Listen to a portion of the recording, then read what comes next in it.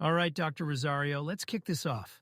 Gregor Mendel, pea plants, laws of inheritance. He's pretty much the OG of genetics, right? Absolutely, Eric. Mendel is like the grandfather of modern genetics. His experiments with pea plants gave us two key rules of inheritance, the law of segregation and the law of independent assortment. It's wild how revolutionary his work was for, the mid 1800s. Okay, so let's start with segregation. Sounds technical, but break it down for us.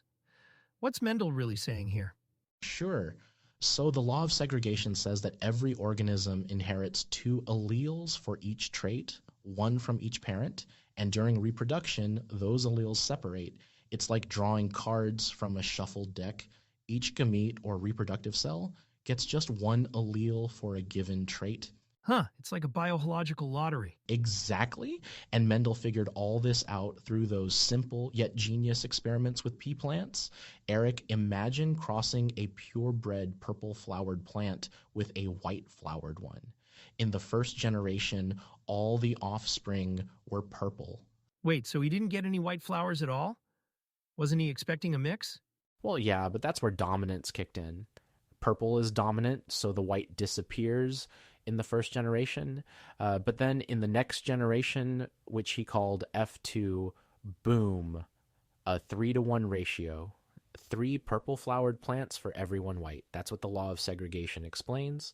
Gotcha. Now, Mendel didn't stop there, though, right? The law of independent assortment comes next. What's the deal with that one? Right, this one's all about how different traits are inherited independently of each other. Mendel tested this by looking at two different traits at the same time, like seed shape and color. If you're picturing a Punnett square, you'd get offspring in a 9-to-3 to 3-to-1 ratio. That's where those wild combinations he saw, like round yellow seeds or wrinkled green seeds, fit in. He realized traits weren't linked, they were mixed and matched in gametes during meiosis. So basically, your mom's hair and your dad's height aren't necessarily teaming up. You can end up with your mom's hair and your grandpa's height, or something like that? That's a huge oversimplification, but that's the gist of it. DNA loves variety, Eric, and that variation, it's key to why genetics is so fascinating. All right, now we've got independent assortment. But Mendel couldn't have predicted the curveballs genetics would throw at us later, yeah? Like incomplete dominance. What happened there? Oh, good one. Incomplete dominance is when you don't get one trait completely overpowering another, like red and white snapdragon flowers. When you cross those, instead of all red or all white, you get this lovely intermediate pink flower. It's a halfway point kind of deal. A blend. Kind of like mixing paint colors. A dash of red, a splash of white, and bam, pink. Yeah, but it's not actual blending at the gene level. Both alleles contribute to the phenotype, just not fully. Speaking of no blending, though, codominance is a whole other ballgame. Oh, like blood types? Exactly. With blood types, you can inherit an A allele from one parent and a B allele from the other. Both get fully expressed, which means you have an AB blood type, no blending. You've got both sugars on your red blood cells, one from A, one from B. It's wild how they just coexist. No blending, just teamwork. I love it. Honestly, Mendel got us so far with those pea plants, but genetics really is full of surprises, huh? Oh, totally. And speaking of surprises, wait till we dive into sex-linked traits. Those unlock some fascinating and tricky layers about inheritance. All right, Eric, as I mentioned, sex-linked traits add some fascinating and tricky layers to inheritance. For example, some traits, like red-green color blindness, don't follow Mendel's straightforward rules. Let's break it down. Color blindness? All right, now you're speaking my language. How does that work? Okay, so color blindness is linked to the X chromosome, and the inheritance pattern is very different between males and females.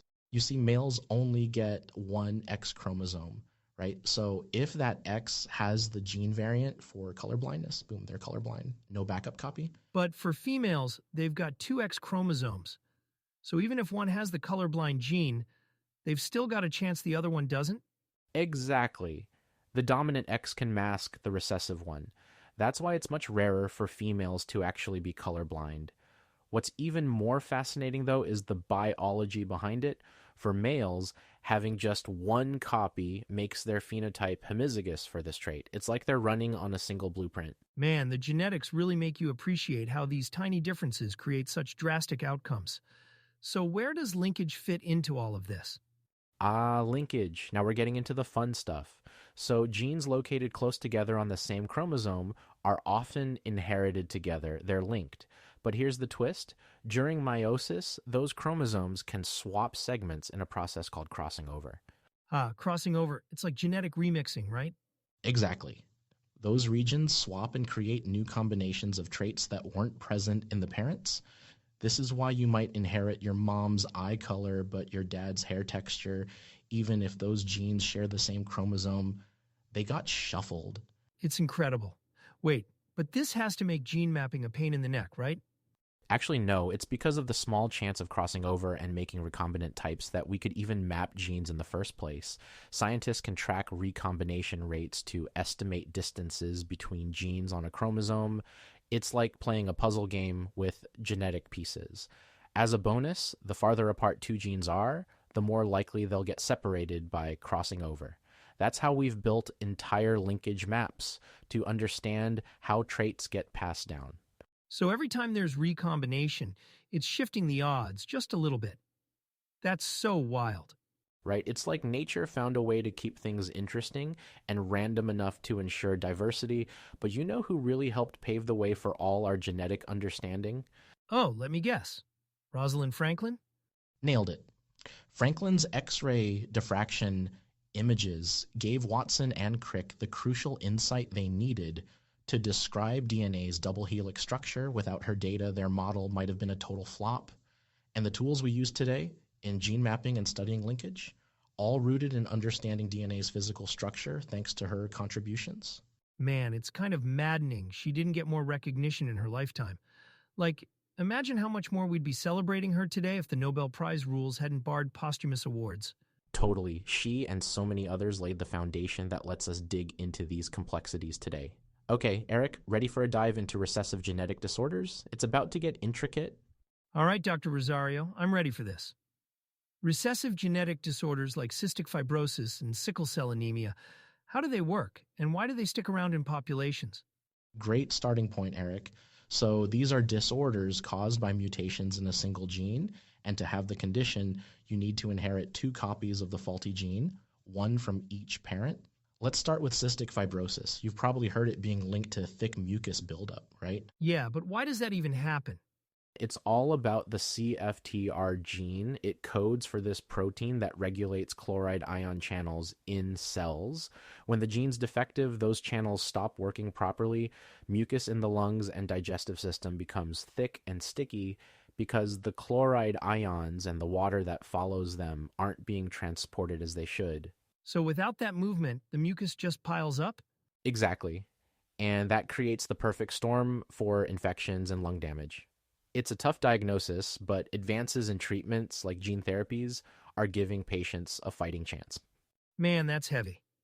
What about sickle cell anemia? I've heard it comes with its own unique set of challenges. Oh, it sure does. This one's caused by a single amino acid change in the hemoglobin gene. Hemoglobin is the protein in red blood cells that carries oxygen. The mutation makes red blood cells take on a crescent or sickle shape.